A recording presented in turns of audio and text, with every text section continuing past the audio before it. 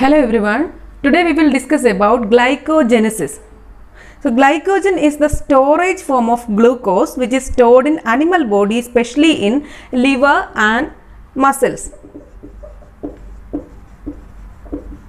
Glycogen is the storage form of glucose. Whenever the tissue requires glycogen, it is mobilized as glucose.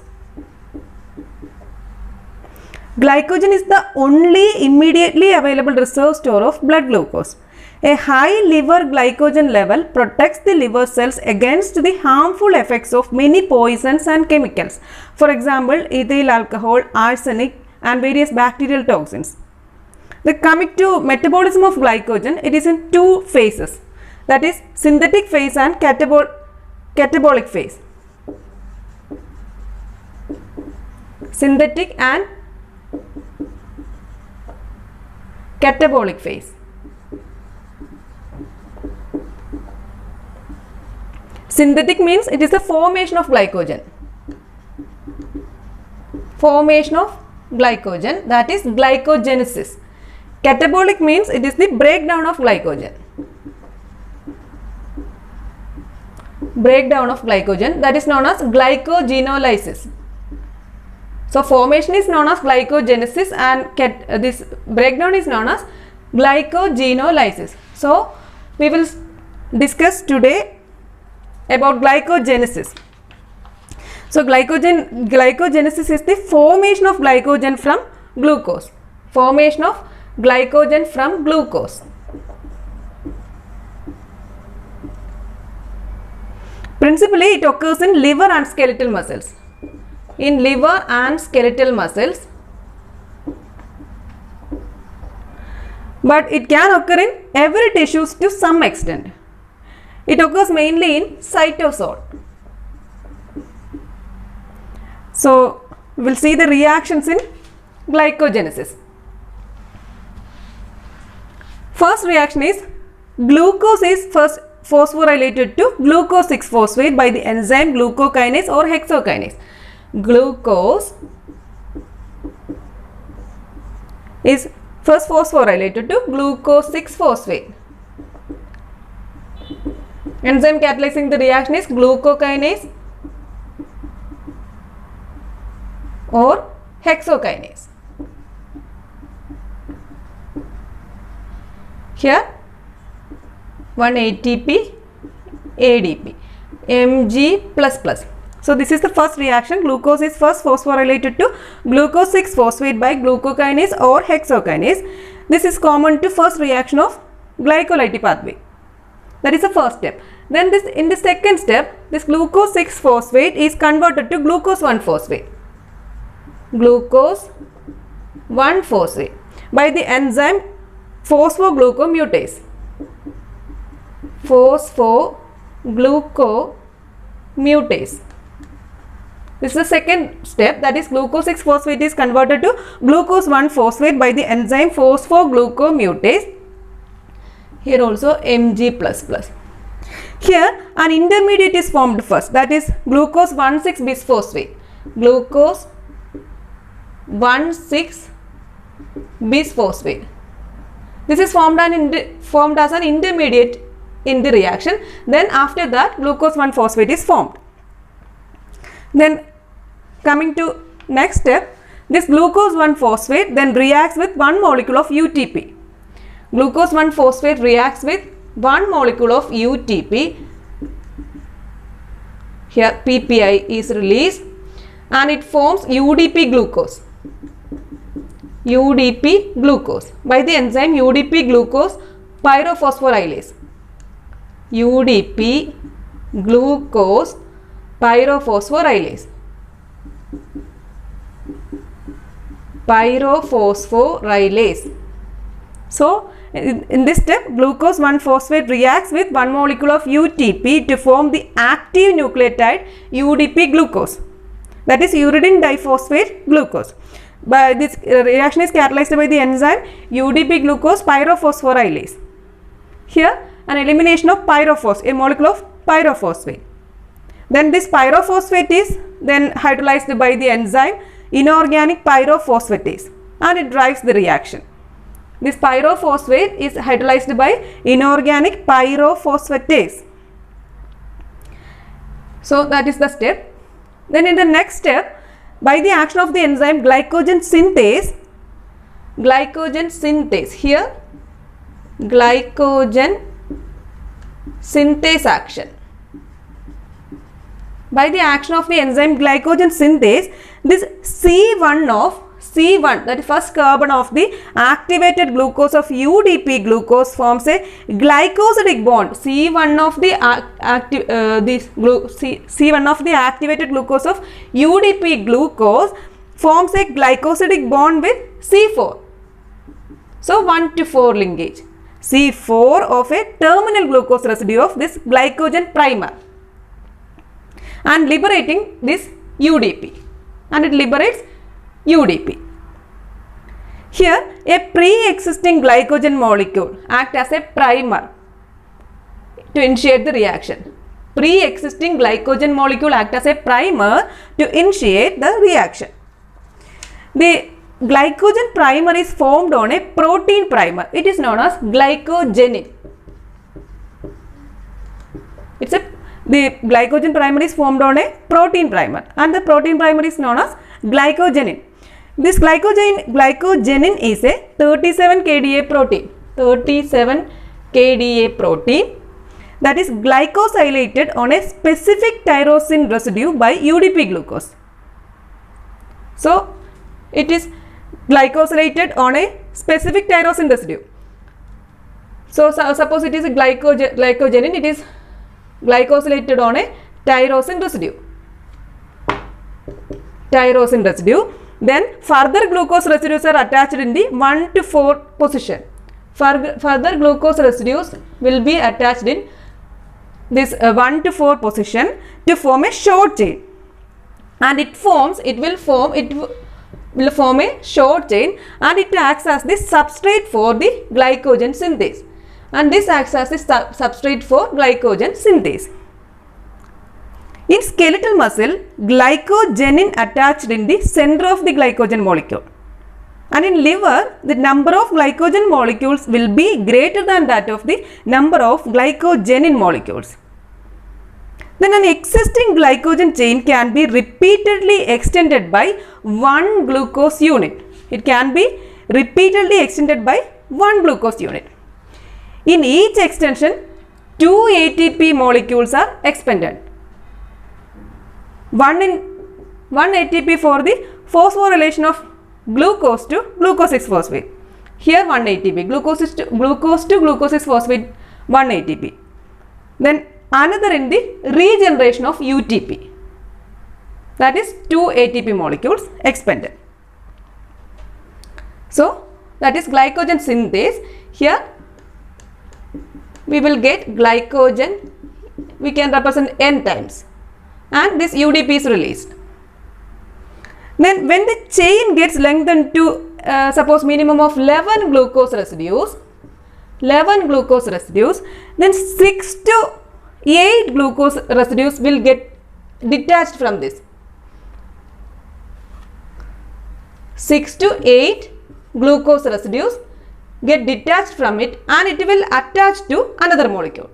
When the chain gets lengthened to about 11 glucose residues, from the 11 glucose, 6 to 8 glucose residues will get detached from the molecule, and it get attached to another glycogen molecule. Here a second enzyme, that is called branching enzyme. Branching enzyme coming to play. Branching enzyme. This branching enzyme is called amylo 1416 transglucosidase. Amylo 1416 transglucosidase. This is the branching enzyme. Here the branching enzyme comes to play in this time, and it transfers part of alpha 1,4 chain, minimum length of 6 to 8 glucose residues, to a neighboring chain, and it forms 1416 linkage. 1416 linkage. and thus establish a branch point in the molecule. The branches grow by further addition of this alpha 1,4 glucosyl units and further branching. That is the function of this branching enzyme. So it will form glycogen. We can represent it as N+1. That is the formation of glycogen. That is called glycogenesis. So next we will see regulation of glycogenesis. This is the steps in the synthesis of glycogen. Next we will see regulation of glycogenesis.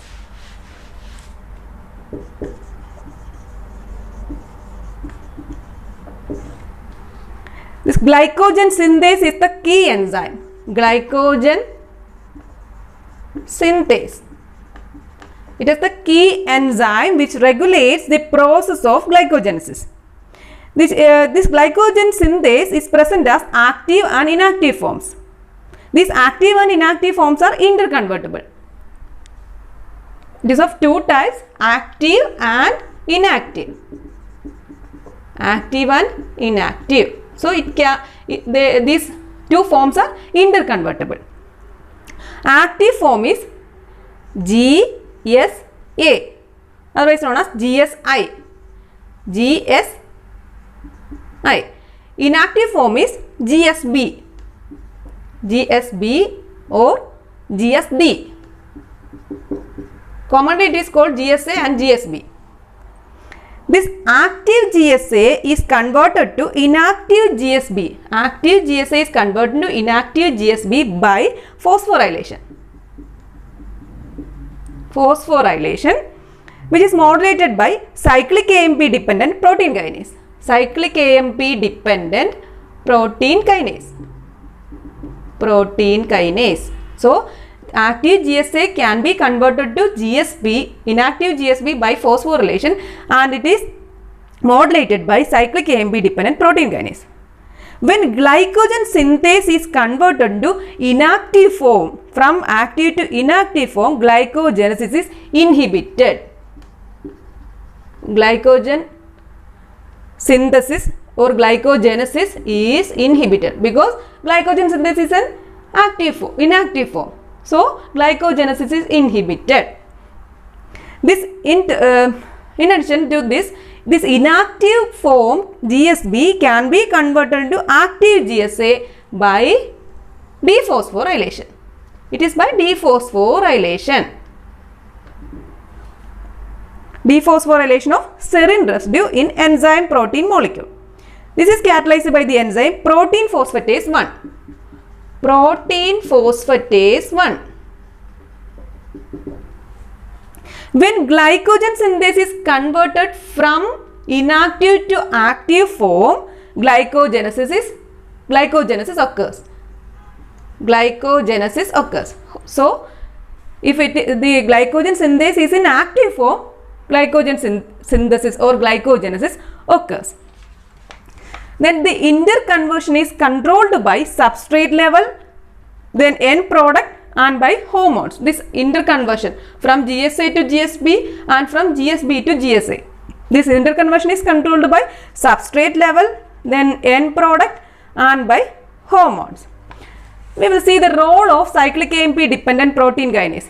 Role of cyclic AMP dependent protein kinase.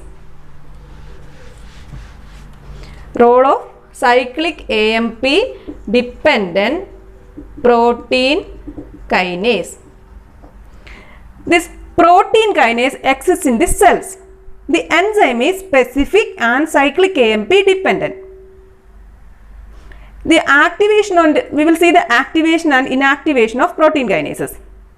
Protein kinases are tetramers and it consists of two pairs of subunits. Each pair consists of regulatory unit and a catalytic subunit. Regulatory subunit and catalytic subunit. Each pair consists of. So it is a tetramer. So we can represent it as R2C2. The catalytic subunit contains the active site. Catalytic subunit contains active site. Inactive protein kinase is this R2C2. So we can represent as R2C2. This is inactive. It can be converted to active protein kinase, that is C2. C2 is the active. C2 contains the catalytic subunit contains the active site. So we can represent it as active.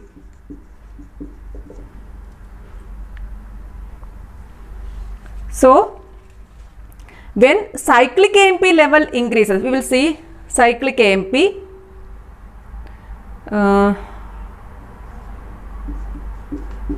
Cyclic AMP,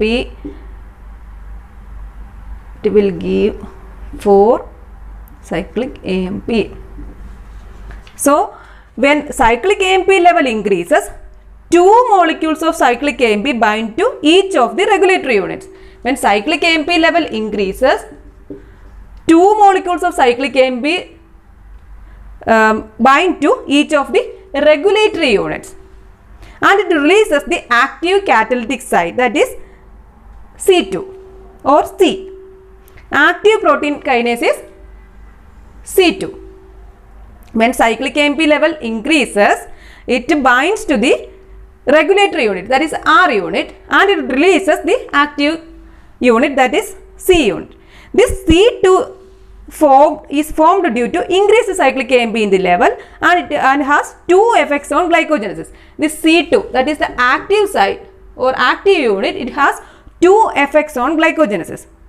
First effect is it brings about phosphorylation of glycogen synthase with the help of ATP, and thus converts active GSA into inactive GSB.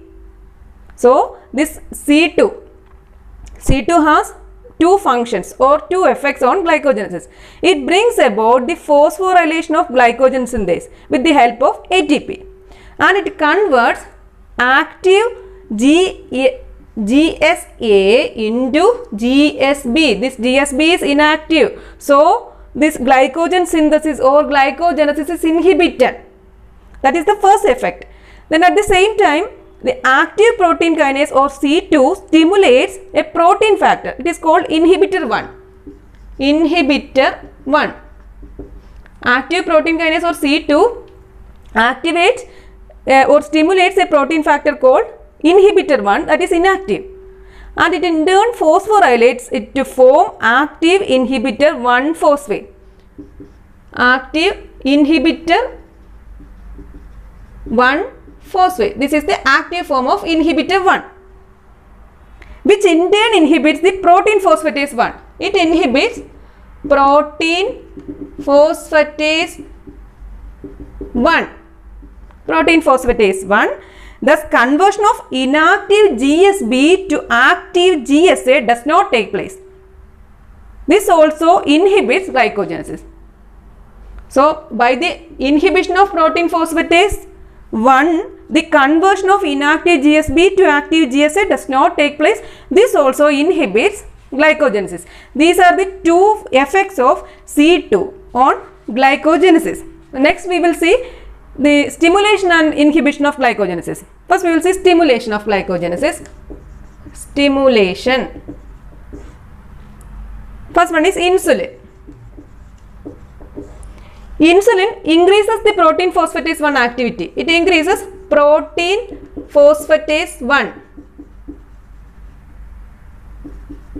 So, protein phosphatase 1, it converts GSB, inactive GSB to active GSA. Thus, stimulates glycogenesis. That is the role of insulin. Second one is glucocorticoids. Glucocorticoids. Same function here also. It increases the activity of protein phosphatase 1 and thus increases glycogenesis. Then these effects are seen 2 to 3 hours after administration. Then it also enhances gluconeogenesis. Gluconeogenesis.